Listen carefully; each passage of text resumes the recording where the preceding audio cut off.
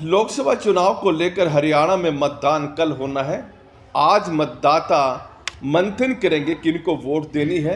निर्वाचन आयोग मतदान से एक दिन पहले एक दिन का समय मतदाताओं के लिए देता है कि प्रचार काफ़ी दिन चला है और अब आप शांत होकर यह मंथन करें किनको वोट देनी है।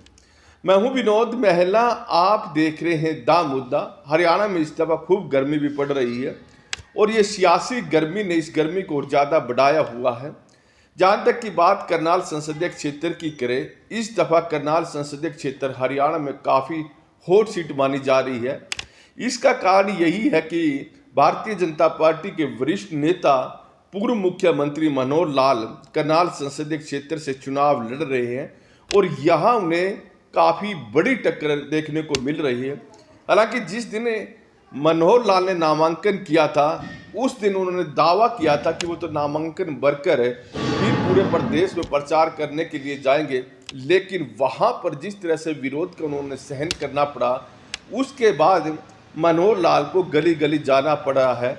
और जहाँ बात करें प्रतिद्वंदी पार्टी कांग्रेस, एक बात खूब चर्चा का विषय बनी थी जब तक कांग्रेस पार्टी ने टिकट नहीं दिया था कि यहाँ से कांग्रेस पार्टी मनोहर लाल के सामने किसी कमज़ोर कैंडिडेट को उतार सकती है। हालांकि कांग्रेस पार्टी ने यहाँ युवा कांग्रेस के प्रदेश अध्यक्ष दिव्यांशु बुद्धि राजा को चुनाव मैदान में उतारा और यह विरोधियों ने प्रचार किया था कि देखिए बुद्धि राजा कमज़ोर उम्मीदवार है और जानबूझकर भारतीय जनता पार्टी के साथ कांग्रेस पार्टी के कुछ नेता मिले हुए हैं और भाजपा को लाभ पहुंचाना चाहते हैं। लेकिन जैसे ही बुद्धि राजा चुनाव मैदान में उतरे तो यह मुकाबला बड़ा टेढ़ा हो गया।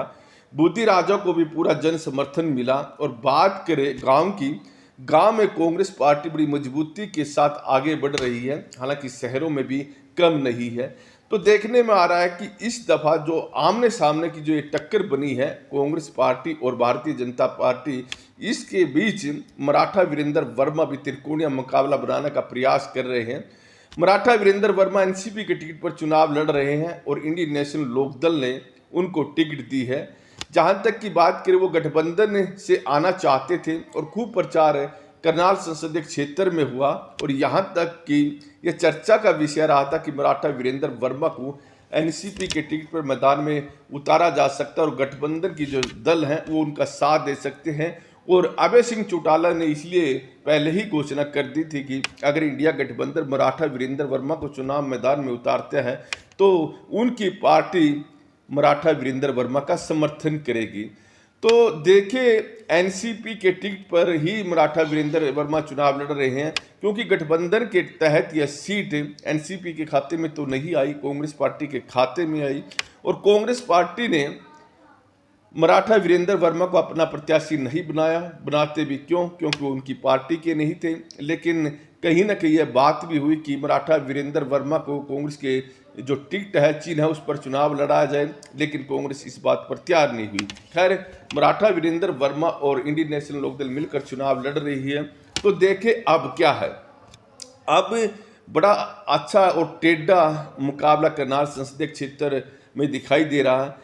जो लग रहा था कि पूर्व मुख्यमंत्री मनोहर लाल आसानी से इस सीट को निकाल लेंगे, लेकिन ऐसा होता दिखाई नहीं दे रहा।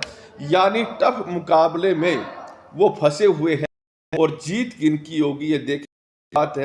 ग्रामीण एरिया की बात करें तो ग्रामीण एरिया में कांग्रेस पार्टी काफ़ी आगे दिखाई दे रही है और खास तौर पर मराठ और जट सिख पूर्व मुख्यमंत्री मनोहर लाल का विरोध भी कर रहे हैं। कई बार प्रचार के दौरान उनके रास्ते भी रोके गए। तो देखिए, इस दफ़ा करनाल संसदीय क्षेत्र के जब तक नतीजे नहीं आएंगे तब तक सबका ध्यान इसी सीट की तरफ रहेगा कि क्या मनोहर लाल यहाँ भारतीय जनता पार्टी की हैट्रिक लगाएंगे या फिर दिव्यांशु बुद्धि राजा इस हैट्रिक को रोकने में सफल रहेंगे। यह देखने वाली बात रहेगी। और मराठा वीरेंद्र वर्मा कितनी वोट लेकर इस मुकाबले को त्रिकोणीय बनाएंगे, यह सब देखने वाली बात रहेगी। और बात करें 4 जून की नतीजे आएंगे और 4 जून तक लोग चर्चा करेंगे कि फलाना नेता जीत सकता है, फलाना नेता हार सकता है।